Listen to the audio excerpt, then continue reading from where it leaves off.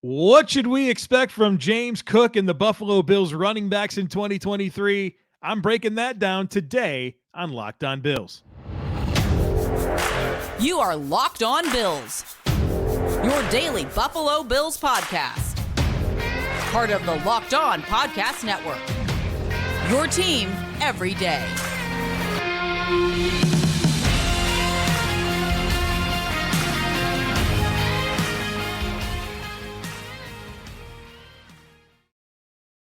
What's up, Bills Mafia? It's Joe Marino, author of Go Bills and Buffalo's Run, also the co-host of the Locked On NFL Scouting podcast, and I'm your host of Locked On Bills. Want to thank you for making Locked On Bills your first listen every day, and a big welcome and shout out to our everydayers. You know who you are. Those of you who never miss a single episode, I appreciate y'all being here very, very much. I'd also like to invite you to subscribe or follow for free on YouTube or wherever you listen to podcasts. We're part of the Locked On Podcast Network, your team every day. Well, folks, on Monday, we talked all about Josh Allen and the Buffalo Bills quarterbacks entering training camp. Today, we shift our focus to the running backs. And so we'll look at it through the same lens. We'll have a reflection on 2022. We'll talk about what's new and what that tells us about the direction of the position group. We'll get into my biggest questions now and in the future.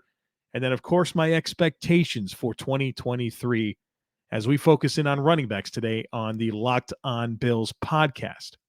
Let's start by reflecting on 2022. And collectively, the Bills running backs were not that productive when you measure them across the rest of the NFL.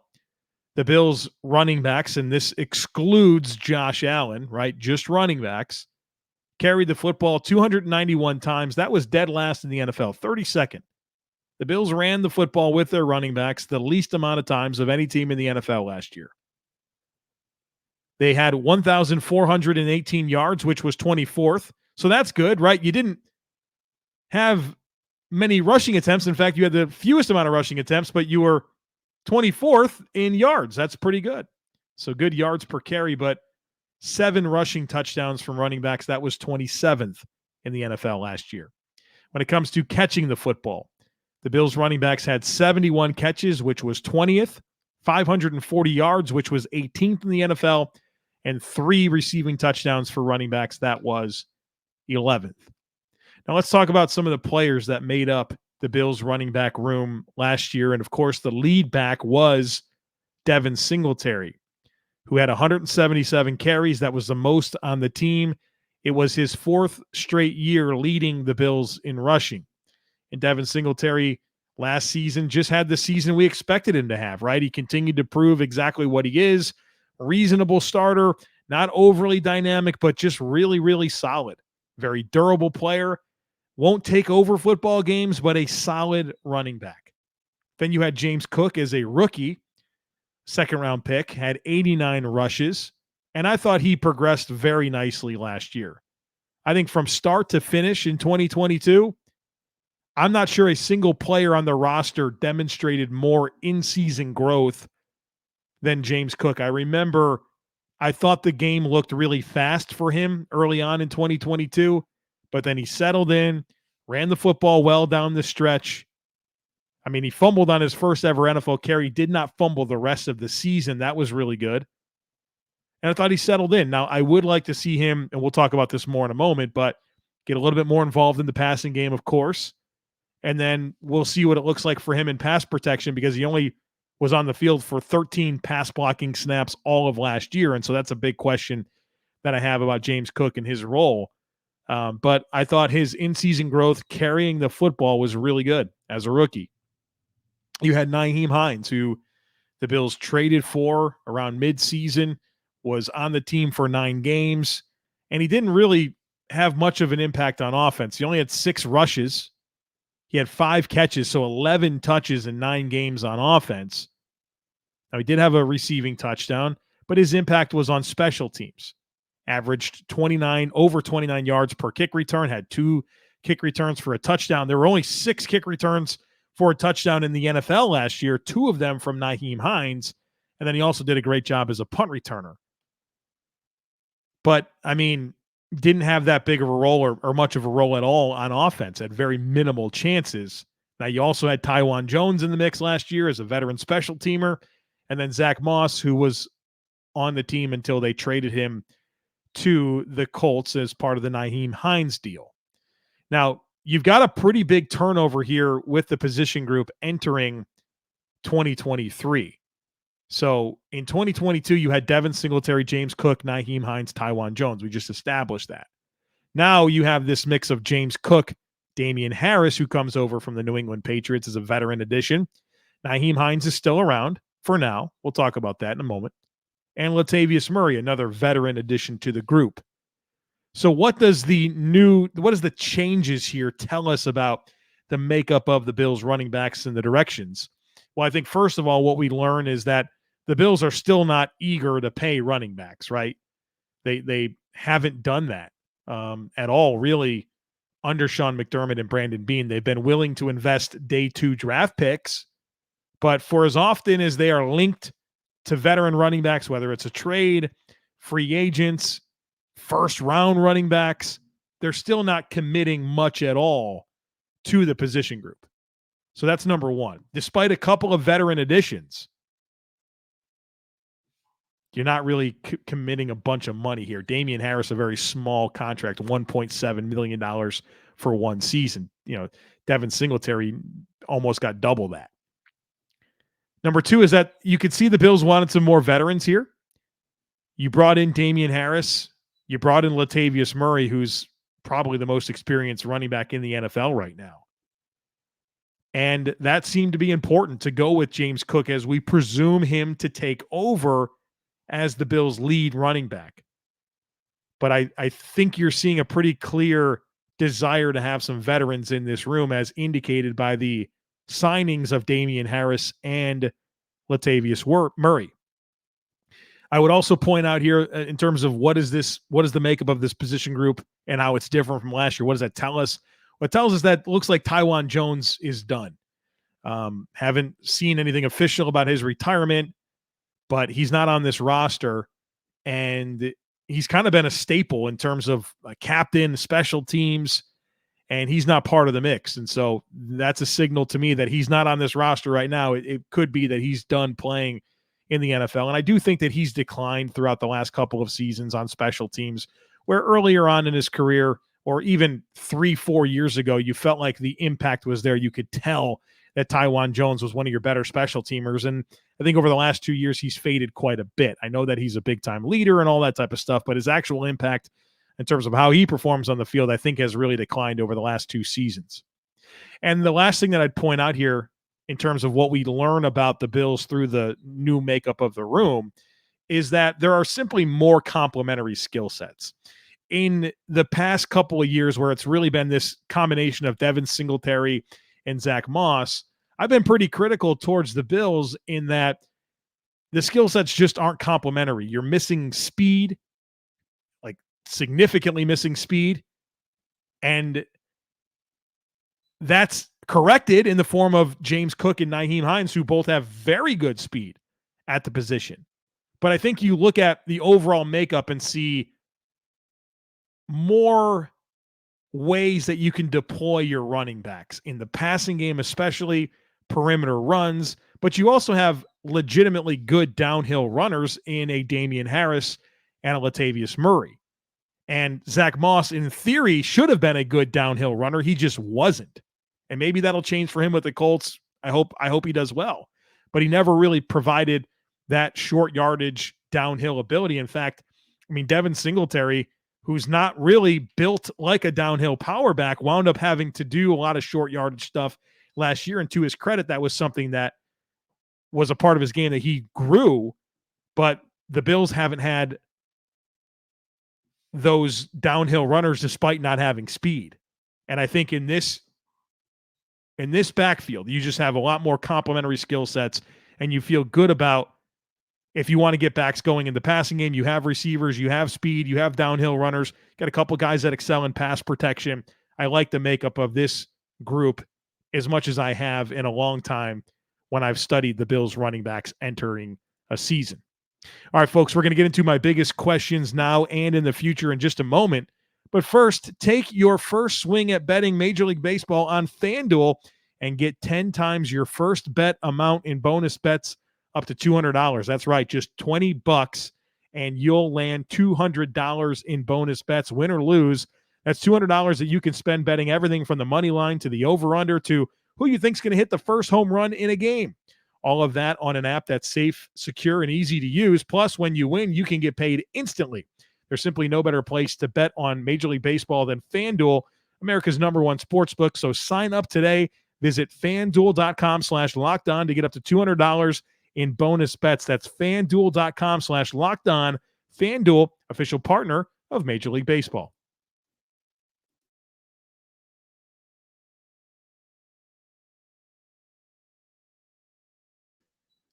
So what are my biggest questions for the Bills running back room now and in the future? Well, my first pressing question is, how does Devin Singletary's 215 touches from last year get distributed? 177 rushes for Devin Singletary, 38 receptions. There are 215 touches to be dispersed among James Cook, Nyheim Hines, Damien Harris, and Latavius Murray.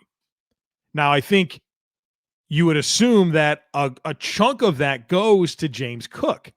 And I hope so, because he's the most dynamic player out of that group, and I want the most dynamic players to get the ball the most. But James Cook, throughout his time with Georgia and, of course, last year with the Bills, has never been a high-volume guy. 2018 at Georgia, 49 touches. 2019 at Georgia, 47 touches. 2020 at Georgia, 61 touches. 2021 at Georgia, 140 touches, so a big jump there. And then last year with the Bills, 110. So is he a guy that can handle a big workload? Is he a guy that's more of a 150 to 175 touch a year guy? Can he get over 200? Do you want him over 200 this quickly? Like I said, I want James Cook to get this market share to really eat up a lot of those touches vacated by Devin Singletary, but you want to make sure that he's ready to take that on. And he's not necessarily built for it. I mean, he's kind of a tall, narrow build. 5'11", 190 pounds is what he measured at the combine. Can he bulk up a little bit? And if he does that mean there's a sacrifice in his movement skills in terms of twitch and agility and speed? I'm interested to see that. So number one is, how does Devin Singletary's 215 touches get distributed? And if it's James Cook, is he ready for that? Now, at the end of the podcast, I'll give you some of my projections for the Bills and the distribution of the touches. But as I consider that in my biggest questions, I think it's fair to bring up. My next question is the onboarding of Damien Harris. I'm very excited about Damien Harris. I've enjoyed watching him, whether it was at Alabama or for the New England Patriots. He's just a good football player. Like the way he runs the football, downhill, no nonsense, has power, takes care of the football. He's just a nice player. But there's a big shift in how the Bills have deployed running backs and how Damien Harris has been deployed throughout his career. And the biggest shift is in the form of running the football out of shotgun formations. I've talked about this a few months ago, but in 2022, the Bills ran the football out of shotgun 44% of the time that they ran the football. It's a pretty high clip. For Damien Harris's career in the NFL, only 18% of his total carries have come from shotgun.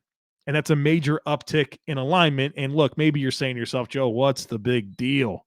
Well, there's a big difference in receiving handoffs from a static alignment out of shotgun standing next to a quarterback versus that quarterback being under center and you taking the football while pressing the line of scrimmage. It's very different.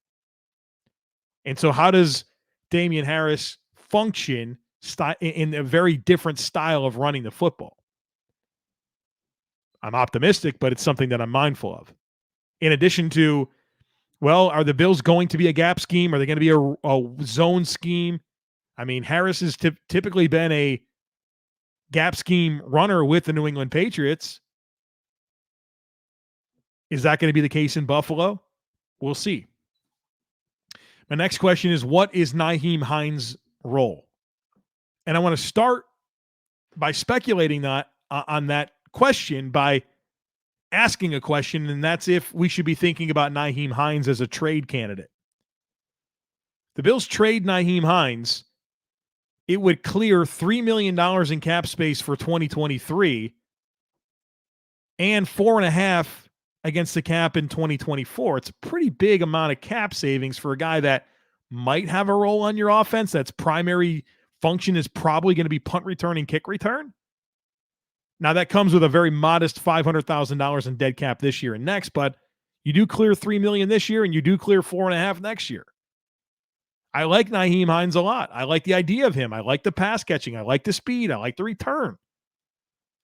But I think it's fair to bring up the idea that we should be thinking about the potential of Nyheim Hines being a trade candidate. Now, let's put that aside and let's operate under the idea that he's on the team. I'm honestly not expecting a big uptick in offensive carries. I think the return game is where he's going to be primarily used, but I also, of course, would like to see his receiving contributions increase because that's where he's been very productive throughout his NFL career to this point.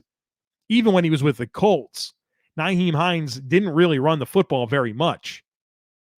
I mean, for the Bills, before he was traded to the Bills last year, he had 18 carries in 7 games for the Colts, and they had some injuries to Jonathan Taylor, their lead back. Only 18 carries in 7 games. When you look at Nyheim Hines' carries per season for his career, and keeping in mind he's never missed a game in his career, total number of carries in a season, 85, 52, 89, 56, 24. He's just never been a high-volume ball carrier.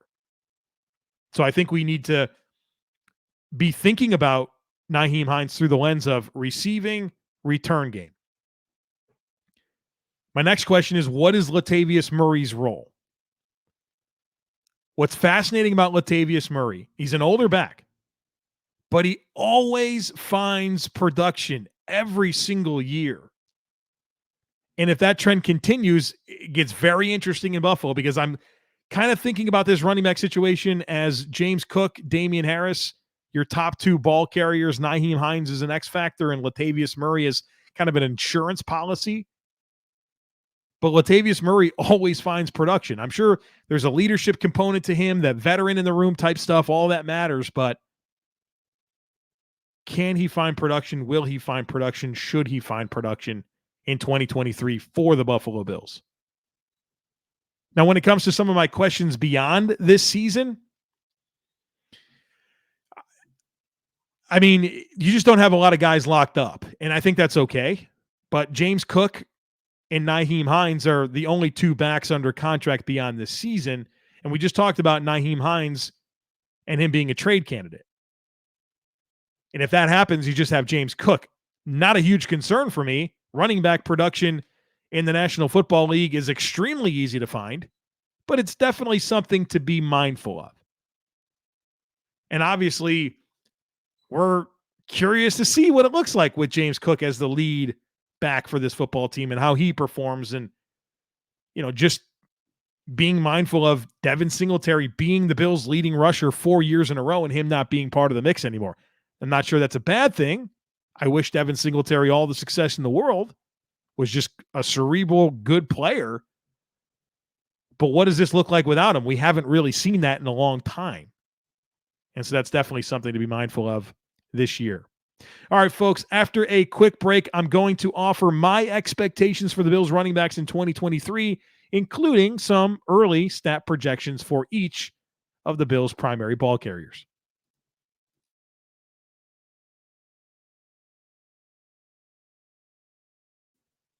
All right, we are going to close things out with my expectations for the Buffalo Bills running backs in 2023. And it's funny, the first thing that I have written down here on my expectations for this unit is make all the trade and free agent signing rumors about Bills and running backs go away. I'm tired of it. Every year we got to talk about the Bills trading for running backs, picking them in the first round. Like, can James Cook perform at a level this year that makes that go away? Because I would love it. I would absolutely love it.